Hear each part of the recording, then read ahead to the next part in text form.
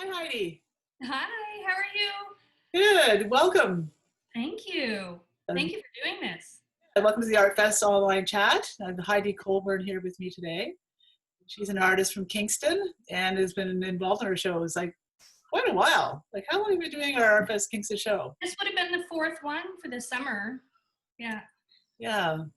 Yeah, it's a beautiful setting in Kingston Park, isn't it? it is. It's gorgeous. And it's a really nice place for a lot of people, downtown people to hang out. Going by, the tourists love it because there's so many things around and close to downtown. So it's great. Yeah, and I love the shade in the park. It's so Well, comfortable. that's just it. It has so many old, mature trees. It's been there for a long time. So it's a great, great green space for people to use and multifunctional, having art shows and splash pads and car shows. So it's great. Yeah, yeah. So Heidi, you're a painter. I am. Yeah, so tell me a little bit about how you got started with your painting career.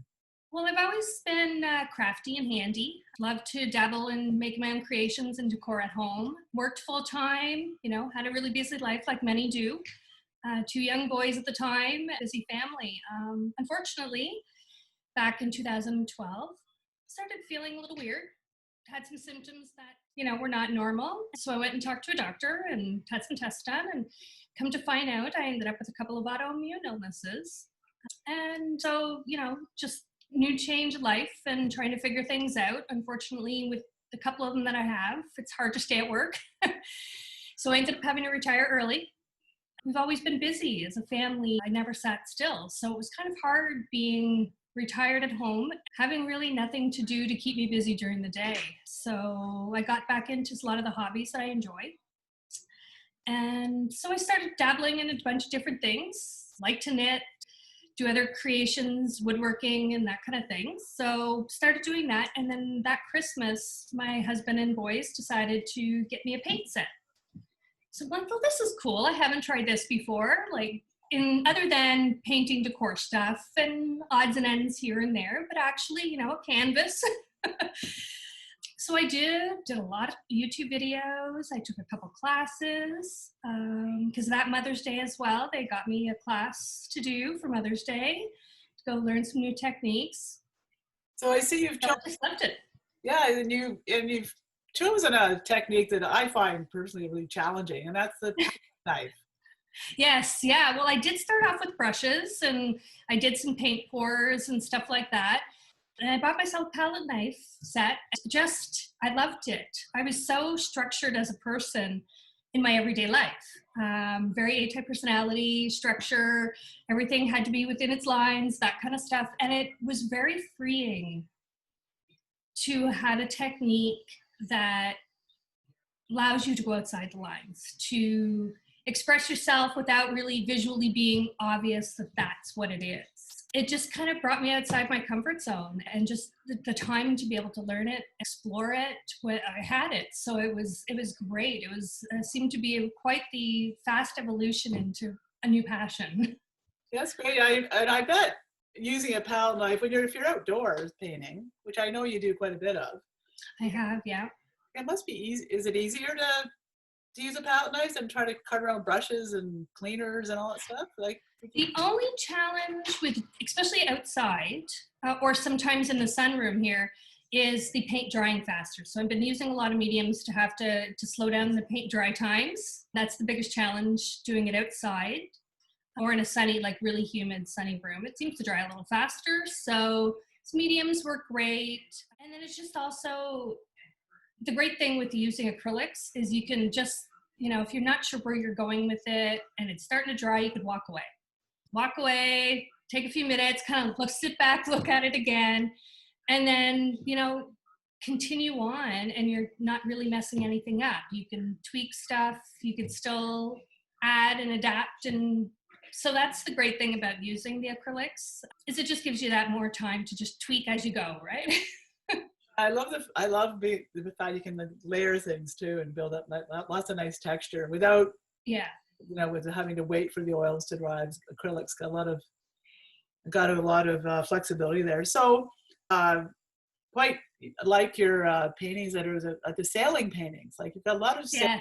water. So tell me a little bit about how sailboats fit into this whole mix. Yeah, my collection seems to be quite vast between flowers, sailboats, just totally abstract.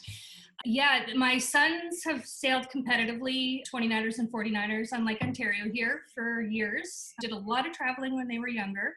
My husband has been sailing since tornadoes since '89, and the world's for that. So they grew up sailing. We've hosted regattas here in Kingston and that kind of stuff. So I have tons of photos of sailboats. And they're so beautiful when they have, their spinnakers up, especially the ones that are really colorful. It just gave me a whole new, palette to try and get the motion in the paintings with the palette knives. And they seem to be one of my fastest, because I can definitely personalize them. I've made one with somebody's specific boat, their own particular boat, so in the background. So it kind of made it personal for them. So it's just great. It's, an influence here for Kingston with the water with Lake Ontario. So it's really wonderful. Yeah, there's a lot of movement in your pictures as well, I know, like with that you create. That was a good challenge, to get that and to have it look right and make sure the waves are going the same way as the boat. Oh, I'd be thinking I was going to capsize. Exactly. Yeah. And I noticed the color palette you have is quite striking as well. Is it important, do you think, to have a certain palette that you sort of stick with when you're a painter, or what do you My think? opinion, I'm very vibrant. I like to have people feel happy and look at it and just feel happy within. And I find if it's too neutral a palette, unless you're really going that you only like pastels or neutrals and stuff like that, to me, in my own mindset, is they're a little boring and too neutral. It's not vibrant enough, I guess. And I found that with looking at other pieces of art and other, artists around and stuff like that. Some can be really neutral, and I find sometimes they all look the same. Even though they have like 10 canvases out, to me, if they use the same colors all the time, it just looks all the same. Even though each canvas is technically different. So I don't know, whatever comes to me, I like color. I like to try and, push the borders and how bright can I make it? So it's not for everybody having a lot of color, but to me, if you've got a fairly neutral home, that's your showpiece, right? That's your vibrant, that's your, you can pull the colors out of the painting to do accessories for your house, but it's definitely a piece that catches your eye for sure. Yeah, your bold colors really reflect that. I know that I think paintings that are the feature of a room are really beautiful and outstanding. I know what you're saying about your paintings don't sit quietly in a room. They like to be. No. Yeah, if you want something to be a statement in a wall in a room, then yes, that's definitely mine definitely do that. I've done a few more mellow pieces. I gravitate to the colors. So yeah. So with your abstract pieces, like you have sailing, you have floral. Tell me about your abstract pieces. Like, how did you go on that path with your painting? That one was. When I first started, it was actually a landscape scene that I was trying to do. And it was one of those days where I should have just put the stuff down and walked away. And it was just not coming to me. It was just, nothing looked right. Everything looked out of proportion. So it was one of those frustrating ones. And I just started blending it all.